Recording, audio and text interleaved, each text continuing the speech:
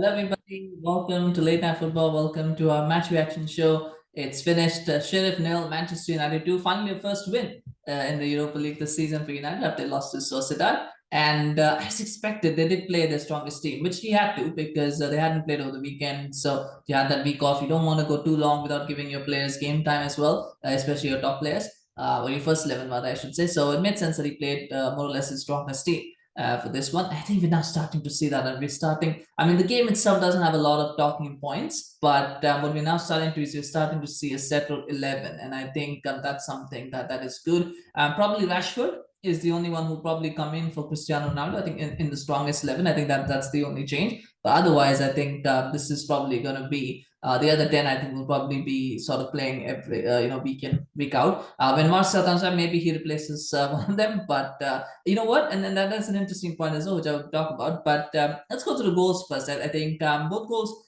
And I keep saying, Christian Eriksen at the end of the season, he will probably not have the best of stats. If you look just at numbers, he probably won't have the best of numbers, like goals, assists. He won't have that. But what he brings to the team is so beyond those numbers, so much more, unquantifiable with numbers. Like he'll get an assist today. By the way, he had an assist, but he ran that game. He ran that game. And I think Scott McTominay, we have to talk about him as well. I think he's just been such a good compliment to Christian Eriksen, something that Casemiro and Fred haven't been able to do. But Scott McTominay has been able to do, and I don't know what it is that has changed. Maybe the realization from Erik that you're going to be a CDM. You're not going to be a box to box midfielder. You're not number 10. You're just my CDM. That's what you are. You're just the guy who's going to destroy the play, and then you're going to give a pass to Eriksen, or to somebody else. But that's your job. Your job is to be a midfielder, midfield breakup of play, basically. And I think that has helped him. The clarity of role, I think, has helped him. Because today what I saw was, in the past you would see McTominay was often reckless with his challenges, but now he's become so much more, his challenges are much more effective. He actually wins the ball back. He doesn't give away silly fouls. He's actually doing a lot more.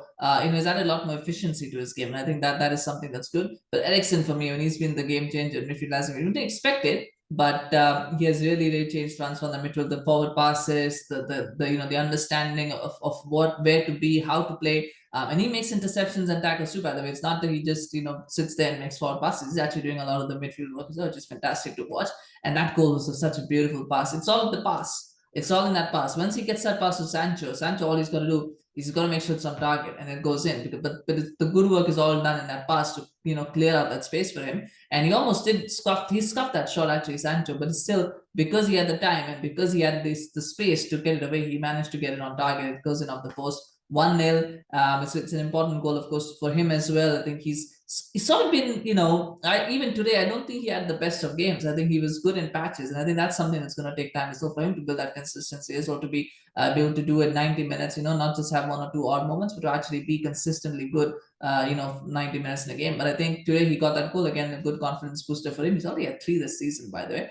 And then that second goal, the penalty, it was a correct decision penalty, but I think it was naivety from the defender, because I don't think Dalot, even if I don't think he's doing much with it. Even if he somehow manages to get to the ball, I don't think there's much of a dangerous situation there, because the ball was hit with so much pace. It would have taken him some time to control. So I think it was naivety and panic from the defender to concede a silly penalty, but it was the right decision. It was a penalty. And Ronaldo, of course, steps up because it's 1-0. Ronaldo, of course, says, let me just get a second goal. And he does get his goal, 699 club goals now.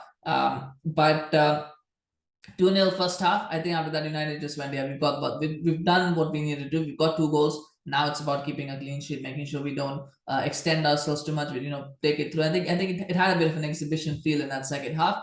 I was a little bit disappointed with the with the fact that there was a bit of lack of urgency from some of the players who came on. I think Casemiro probably could have done more to kind of make a case for himself. Shaw could have done more as well. So I'm not saying they played badly. What I'm saying is that on basis of these performances, you can kind of understand now why Erik is not going to pick those guys for big games, or to start big games. You're not going to pick them because that urgency is not there from those guys. I don't know, whatever the reason is, but you saw that there. But the real issue is in that striker position, and the reason why it's an issue. Again, I'm not saying this is Ronaldo's fault. I'm not saying this is anybody's fault. The problem is, you can see why Rashford starts. Rashford starts because he's got energy. Because he's obviously a decent finisher, but really he starts because he's got the energy to, not just strike back, but actually drag defenders out of position. Ronaldo can't do that anymore. Ronaldo can't drag defenders out of position. You see, every time when he gets the ball, he's trying to play the back pass at times, and there were the old Ronaldo. There were times where the old Ronaldo would have kind of just made more of the chances that he had. This version right now can't do it. Whether that old version can come back, I don't know. But this current version can't do it. This current version is, he's just snatching at chances. He's waiting too long for balls to drop. Like, he's a little bit hesitant, a little bit. I know what the word is, but he's a little bit passive, and I think that's an issue. And that's why I think Rashford starts, because he isn't that passive as Ronaldo is. But the problem is, he's not a striker on the level of Ronaldo. Even now, Marcus Rashford isn't, and therefore you need Antony Martial to start, because he's probably the one who's got the best of both worlds. He's got a bit of pace, but he's also got a bit of the striker's awareness. So until Martial comes back, it's probably going to be a holding pattern, and then once he comes back, we'll have to see who plays where. But that is an issue, and Martial's injury issues are a problem for Erik and Hag to figure out. Midfield, I'm hoping that Donny van de Beek, once he's back from injury, we'll probably see him as being Christian Eriksen's understudy, and he'll start these sort of games. Maybe he can make a stick a claim for himself, but at the moment, they're going to have to make do with what they have. And again, people might pick up on this, people might not pick up on that.